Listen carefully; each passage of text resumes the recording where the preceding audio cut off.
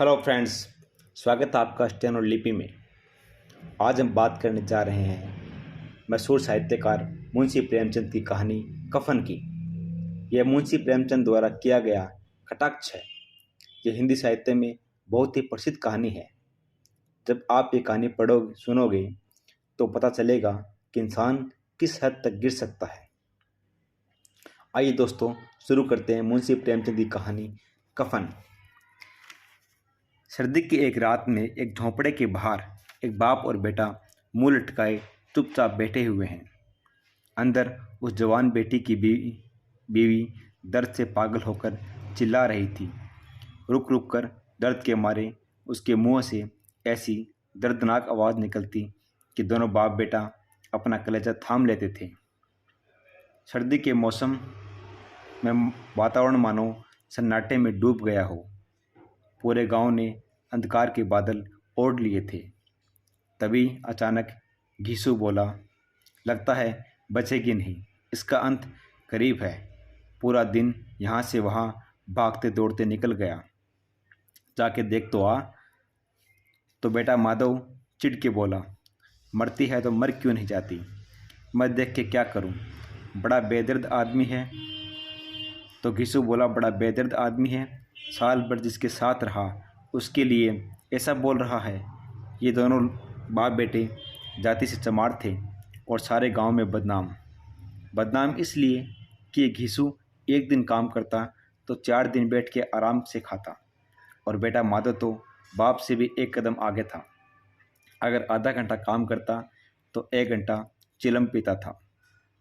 इसलिए इन दोनों को कहीं पर कोई काम नहीं होता था, ना ही कोई काम इन्हें देना पसंद करता था। कहीं पर मजदूरी के लिए कोई काम पर रखना तो दूर की बात है, और अगर घर में मुट्ठी भर भी अनाज होता तो कसम खा लेते कि आज काम नहीं करेंगे। लकड़ियाँ तोड़ते और उनको बाज़ार में बेचते थे, और उनसे मिले पैसे जब तक इनके पास होते दोनों मारे मारे फिरते। सबसे बड़ी बात तो यह है कि पूरा गांव किसानों का है और गांव में काम की कोई कमी नहीं है, लेकिन काम भी एक मेहनती इंसान ही कर सकता है। गांव वाले मजबूरी में ही इनको बुलाते थे। अजीब सी ज़िंदगी थी इन दोनों की। घर में 2-4 मिट्टी के बर्तनों के अलावा इनके पास कुछ न था। शरीर पर फटे कपड़े डाल लेते थे तन ढकने के लिए। सर तक कर्ज में डूबे हुए थे, लेकिन इसकी कोई चिंता न थी। गालियाँ भी खाते, मार भी खाते, लेकिन इनके सर पर जूं न रेंगती थी। गांव वालों ने इतना कर्जा दे रखा था, फिर भी कुछ न कुछ कहीं न कहीं से इनको कर्जा मिल ही जाता था। उम्मीद भी न थी कि ये लोग वापस कर्जा लौटा देंगे। दूसरों के खेतों में जाकर मटर व आलू उखाड़ लाते और उनको भून कर खाते थे। घीसू ने ऐसा जीवन जीते हुए 60 साल की उम्र काट दी, और माधव भी उसी के नक्शे कदम पर चल रहा था। बल्कि यूं कहें, माधव घीसू से 2-4 कदम आगे ही था। इस समय भी दोनों आग के पास बैठे आलू भून रहे थे। ये भी किसी खेत से तोड़कर लाए होंगे। घीसू की पत्नी को तो मरे काफ़ी वक्त हो गया था, और माधव की शादी पिछले साल ही हुई थी। जब से यह औरत इस घर में आई थी, घर को सही तरीके से चला रही थी, और यूं कहें कि इन दोनों को कम से कम इंसान बना के रखा हुआ था। जब से वह इस घर में आई, दोनों और भी ज़्यादा आराम पसंद और मक्कार हो गए थे, बल्कि अकड़ने भी लगे थे। कोई इनको काम के लिए बुलाने ऊपर अगर कोई इनको काम करने के लिए बुलाए, ऊपर से ये दोगुनी मजदूरी मांगते थे उससे। वही औरत आदर से चीख रही थी, और ये दोनों सोच रहे थे कि जल्दी मर जाए तो आराम से सोएं। तभी घीसू आलू छीलते हुए बोला, जाके देख क्या ना कि अंदर क्या चल रहा है। तो माधव कहता है, मरेगी चुड़ैल और क्या। इस माधव को डर था कि कहीं अगर वो अंदर झोंपड़े के अंदर गया तो उसका बाप इसके हिस्से के भी आलू खा जाएगा। तो वो कहता है, मुझे अंदर जाने से डर लग रहा है। घीसू कहता है, डर किस बात का, मैं हूं ना यहाँ, तो तुम ही अंदर जाके देख लो ना। तो घीसू कहता है, मेरी औरत जब मर गई थी तो मैं 3 दिन तक उसके पास से हिला नहीं। मैं अंदर जाऊंगा तो मुझसे उसको शर्म आएगी, जिसका कभी मुंह न देखा उसको ऐसी हालत में देखूं। अगर मुझे वहाँ देखेगी तो खुल के हाथ पैर भी न मार पाएगी। सोचता हूँ कि अगर उसके बच्चा हुआ तो घर में तो कुछ भी नहीं है, गुड़ तिल अनाज वगैरह। घीसू कहता है, अरे सब कुछ हो आ जाएगा, भगवान दे तो सही। जो लोग आज एक पैसा भी नहीं दे रहे हैं, घर में बुला के खुद पूछेंगे। मेरे 9 लड़के थे, घर में कुछ भी न था, लेकिन भगवान ने कैसे न कैसे करके पार लगा ही दिया। अब इस घीसू के पास इतनी अकल थी तो सही जगह पर इसका उपयोग इस्तेमाल क्यों नहीं करता। इसको ऐसा लगता था मुझे किसानों की तरह जी तोड़ मेहनत तो नहीं करनी पड़ती। इसी बीच दोनों जलते जलते आलू निकाल कर खाने लगे।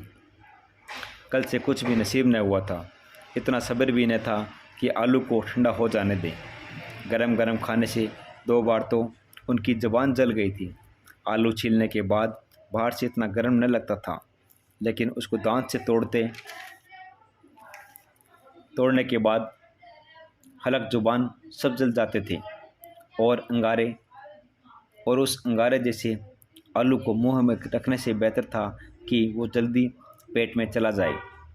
पेट में ठंडा करने के लिए काफ़ी सारे सामान हैं, इसलिए वो जल्दी जल्दी निगल जाते थे। हालांकि इस वजह से उनकी आंखों से आंसू निकल आ रहे थे। तभी इस घीसू को ठाकुर की बारात याद आई, जिसमें 20 साल पहले वो गया था। उस दावत में जाकर उसे जो तृप्ति मिली, आहा, आज तक याद है वो। आज भी सब उसकी आंखों में ताज़ा था। वो बोला, जो खाना नहीं भुलाया जा सकता, जो खाना भुलाया नहीं जा सकता। तब से लेकर आज तक उसको भर पेट खाना नहीं मिला। असली घी से बनी पूड़ियाँ मिली थी, पूड़ियाँ सबको, छोटा हो या बड़ा सबको। चटनी, रायता, 3 तरह के साग, तरकारियाँ, दही। अब क्या बताऊँ उस खाने में क्या स्वाद मिला। कोई रोकने टोकने वाला नहीं था। जो चीज़ चाहिए थी मांगो, जितना चाहो उतना खाओ। और लोगों ने ऐसा खाया कि किसी से पानी नहीं पिया गया। और परोसने वाले ने पतल पर गरम गरम कचौड़ियाँ डाल देते थे कि हम हाथों से रोकते थे, पर वो दिए जा रहे थे। अब माधव सब कुछ सुन रहा था और मन ही मन इन चीज़ों का स्वाद ले लिया।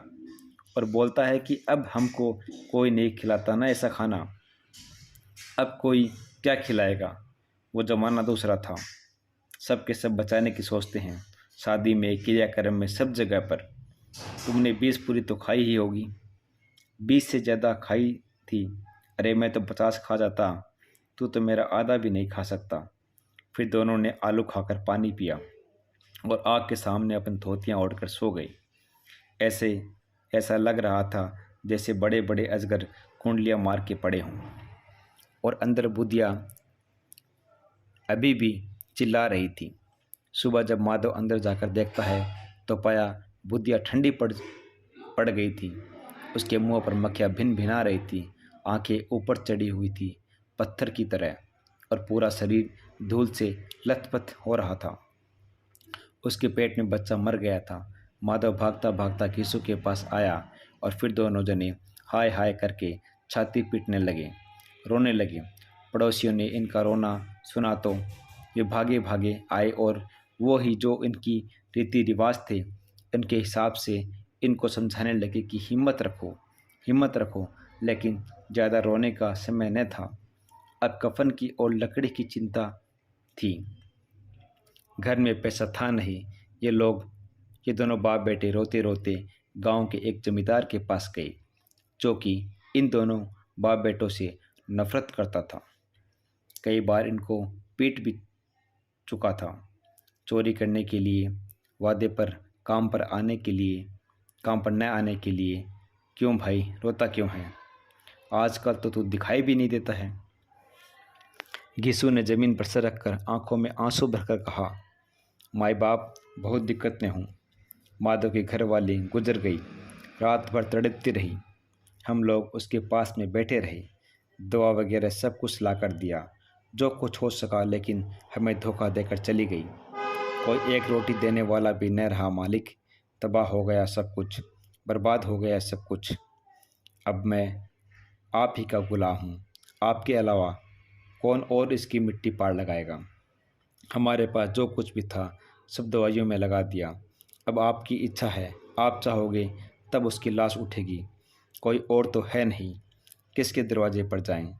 अब ये जमींदार बहुत अच्छे आदमी थे, लेकिन इस पर दया करना मतलब मन में तो आया लात मार के भेज दूं। वैसे तो लाख बुलाने पर नहीं आता, काम पड़ गया तो आ गया सामने, खड़ा हो गया। लेकिन यह गुस्सा दिखाने का, सज़ा देने का टाइम न था। 2 रुपए निकाल दिए उसकी तरफ, लेकिन मुँह से दया का एक शब्द न निकला। उसकी तरफ देखा तक नहीं, जैसे बोझ उतार दिया हो सर से। जब जमींदार साहब ने 2 रुपए दिए तो गांव के बड़िए महाजन, इनको तो देना ही था। घिसू जब जमींदार के नाम की ढिंडोरी पीटने लगा तो किसी ने 2 आने दिए, किसी ने 4 आने दिए, किसी ने 1 आना दिया, और 1 घंटे में ही घिसू के पास 5 रुपए हो गए। पूरे 5 रुपए।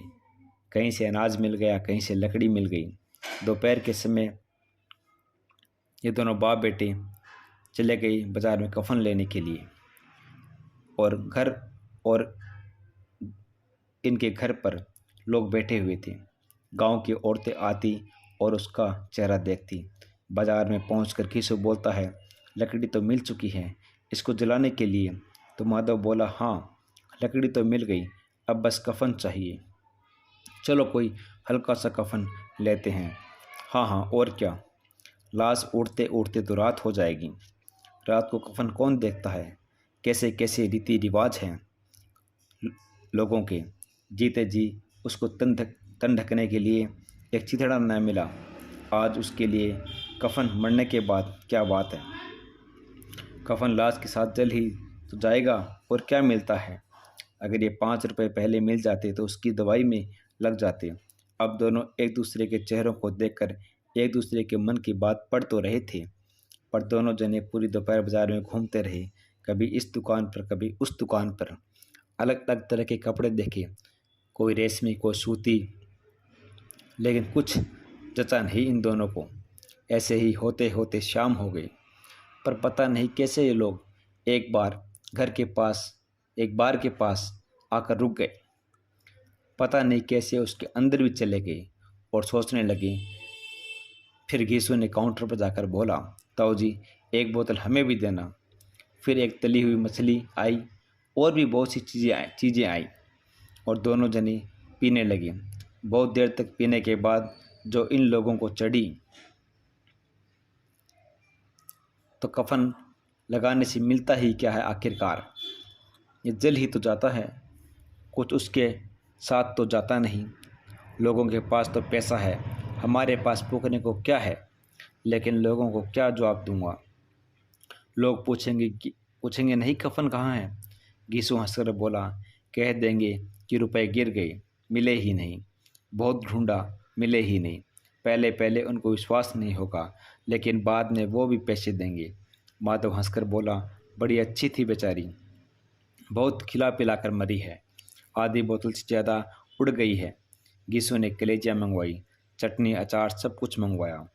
पूरा 1.5 रुपया खर्चा हो गया, और वो बेशर्मी से खाए जा रहे थे, जैसे जंगल में कोई शेर अपना शिकार खा रहा हो। क्या जवाब देंगे, क्या बदनामी होगी। इन सब चीज़ों को उन्होंने काफ़ी पहले ही जीत लिया था। हमारी आत्मा खुश होनी चाहिए, बस घीसू के हिसाब से। और दिल से दोनों ने मरने वाले को आशीर्वाद दिया, भगवान उसको स्वर्ग नसीब करना। आज जो खाना मिला कभी नहीं मिला। पर इसके बाद माधव बोलता है, क्यों दादा, हम लोग भी एक दिन वहाँ जाएंगे ना। पर घीसू ने कोई जवाब नहीं दिया, क्योंकि इस वक्त वह अपना दिमाग इन सब बेकार बातों में नहीं डालना चाहता था। इस वक्त इसके बाद माधव बोलता रहा, हम लोग उसके पास ऊपर जाएंगे और वो मुझसे पूछेगी मुझे कफन क्यों नहीं दिया। फिर क्या बोलेंगे, क्या जवाब दूंगा। तो घीसू बोला, उसको कफन मिलेगा, बहुत अच्छा मिलेगा। 60 साल मैंने यहाँ पर घास नहीं खोदी है, वो खुद उसको अच्छी क्वालिटी का कफन देंगे। तो माधव बोला, पर वो तो मुझसे पूछेगी ना, उसकी मांग में सिंदूर मैंने डाला था। घीसू बोला, उसे कफन मिलेगा, तू मानता क्यों नहीं है? कौन देगा? बताते क्यों नहीं? वही लोग देंगे जिन्होंने हमको पैसे दिए हैं। अब की बार हमारे पे हाथ में पैसे नहीं आए, वो खुद कफन देंगे। इसके आगे मुंशी प्रेमचंद जी कहते हैं, हवा में एक अलग ही नशा था। सर्द रात थी, इन्होंने जो खाया सो खाया, भरपेट खाया। बाकी बची पूड़ियाँ उन्होंने एक बूढ़े भूखे भिखारी को दे दिया, जो काफ़ी समय से इनकी तरफ एकटक भूखी आंखों से देख रहा था।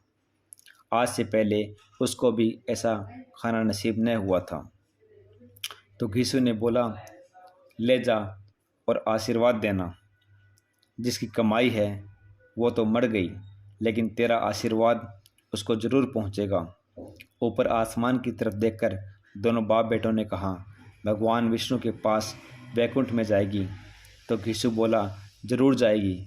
वो नहीं जाएगी तो क्या ये मोटे मोटे लोग जाएंगे जो इतने पाप करते हैं और पाप धोने के लिए गंगा में जाते हैं। फिर माधव रोने लगा।